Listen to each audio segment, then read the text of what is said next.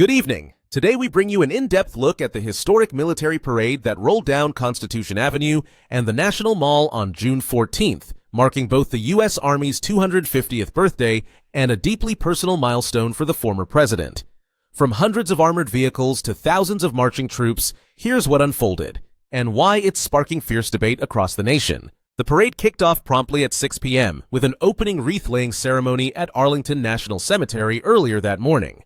Organizers expedited the schedule to avoid an approaching rain cell, trimming the procession to 90 minutes.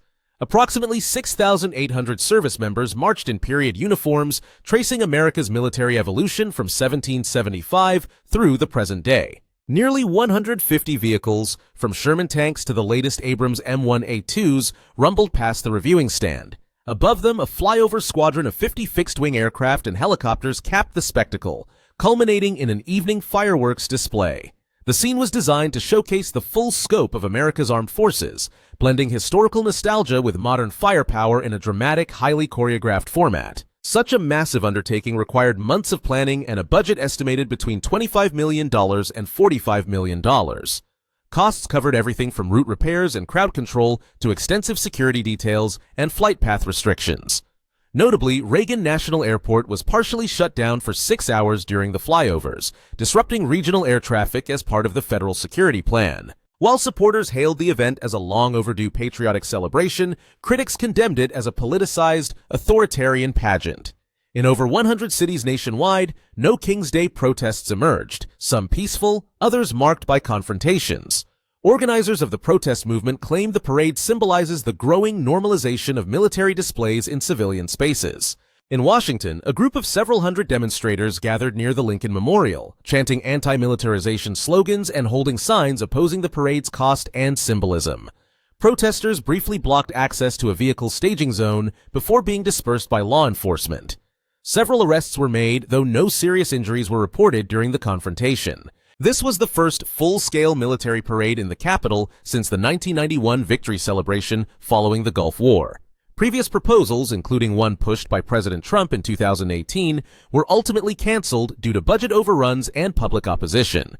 Critics continue to warn that such events blur the line between patriotic ceremony and political theater, especially in an election season. Parades have long served diplomatic, ceremonial, and morale-boosting purposes, especially in times of war or national recovery. Yet today, many question their relevance in a peacetime democracy where defense budgets are already immense. For some, this parade was a show of national unity. For others, it was a troubling reminder of authoritarian tendencies cloaked in patriotic symbolism. At the reviewing stand, the former president delivered brief remarks praising the Army's unbreakable fighting spirit and declared that no other nation has ever celebrated its defenders quite like this.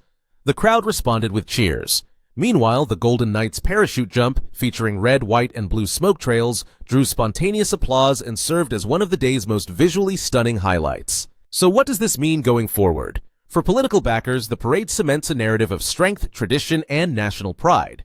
For opponents, it underscores deeper concerns about the militarization of public space, the normalization of authoritarian aesthetics, and the diversion of public funds towards symbolic, politically charged spectacles at a time of economic uncertainty. As debates over the parade's legacy continue, one thing is clear. The Army's 250th birthday will be remembered not just for its pageantry, but for its impact on a nation already deeply divided. Whether it's viewed as a tribute to military excellence or a warning about political overreach, the images from June 14th will linger far beyond the fireworks. They've become part of America's ongoing national conversation.